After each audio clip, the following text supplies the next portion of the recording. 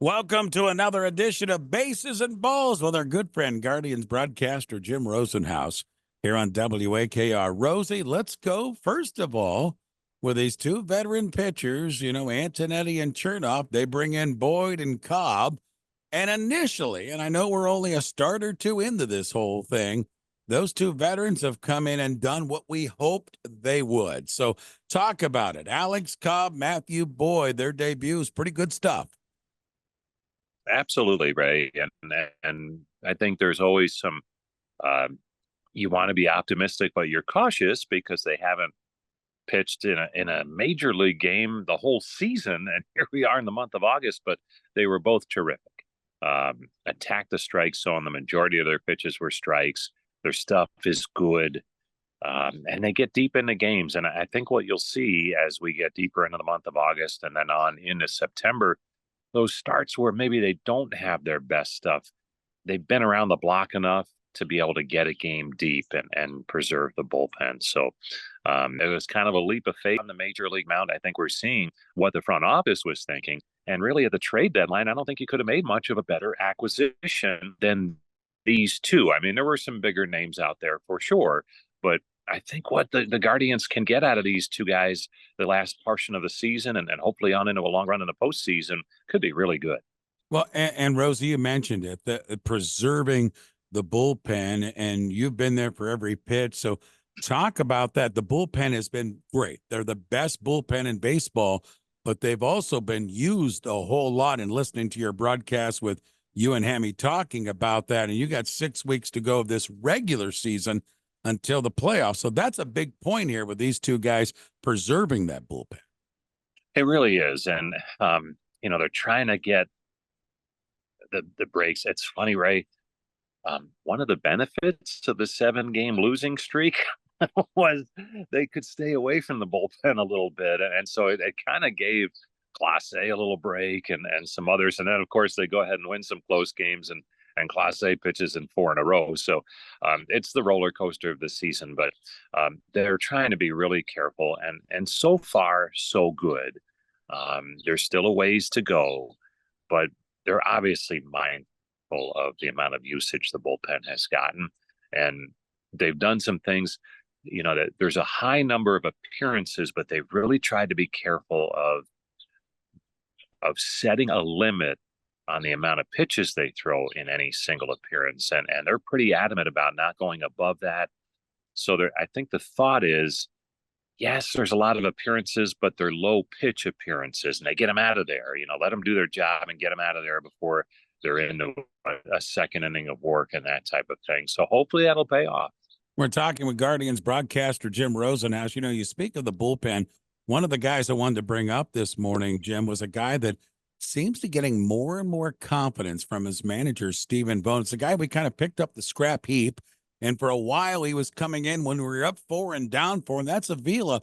All of a sudden, you're starting to see him in more and more different roles, and he has pitched pretty darn well for us out of the bullpen. You've seen this guy since day one. His job has been very successful. Yeah, and part of it's out of necessity. A couple of nights they've had situations where they've had to use him in a key spot where, maybe to protect a lead instead of just, in that role where you're trying to fill innings in a long relief role. So he's gotten that chance and he's taken advantage of it. And when he was with San Diego, you look back at his record and he was in some spots like that. So it's not foreign to him. I think when he got here, the thought was he'd be a long man because he had started a little bit, but he's been a huge, and you're right, like, to have the bullpen they've had with the lowest ERA in baseball for most of the season, it can't just be 2 or 3 guys. It can't just be the closer and a setup man. It has to be 7 or 8 pitchers who can get the job done. And I think he's a great example of that. Rosie, one of the guys who was sent out a couple of weeks ago and then has been brought back and seems to be attacking the zone a little bit better is Will Brennan, since we brought him back from Columbus. Another big hit on Wednesday night. Talk about if you've seen any difference in Brennan since he was recalled from Columbus at the plate.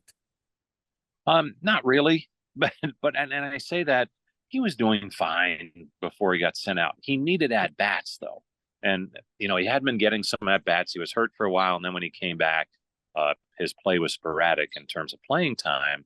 And so he had the opportunity to go to Columbus, play every day, and see if that made a difference. And I talked to him actually about that yesterday. Nobody wants to go back to the minor leagues for any reason, but he said if you don't go down there with the right attitude and the willingness to get the job done, you'll end up being there for a long time.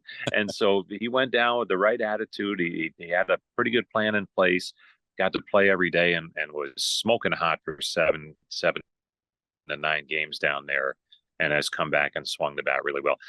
When you say difference, you know, have you noticed a difference? He looks more relaxed at the plate. He looks like someone who's getting everyday at bats, and that makes a difference. Bases and balls, Guardians broadcaster Jim Rosenhaus. Hey, Rosie, before we finish it up, big weekend starting tonight, right? You got a first place team in Milwaukee, and then we've got a first place team in the New York Yankees right around the corner. It's a pretty big week for us here with our Guardians. It is, and maybe a couple of shows ago, we talked about the schedule coming up starting in August, where it was one challenge after another, and that's this road trip. The Brewers, a first place club in the AL Central, the Yankees at or near the top in the AL East. I should say NL Central for the Brew Crew, but 2 first place clubs basically, and that's what they're facing. But it's funny because you mentioned Will Brennan, and I was talking to him the other day, and we're talking about the schedule, and I say, man, it's a tough schedule. He goes, you know what? Maybe the other teams look at it and they say, oh man, the Guardians are on there. That's a tough part of our schedule. So it goes both ways. But they should be good games. I think that's the takeaway. When your team's having a year like the Guardians are having, you kind of look forward to the matchups with the top teams because they've been a lot of fun. And I think we'll see that on the road starting tonight. Can't wait for the call tonight, Rosie. We'll look forward to it. You and Hammy in the booth all weekend. And, of course, then on over to Yankee Stadium. Rosie, thanks for making time with us this morning. We'll listen to the games this weekend, and we'll do it again next week. You got it, Ray.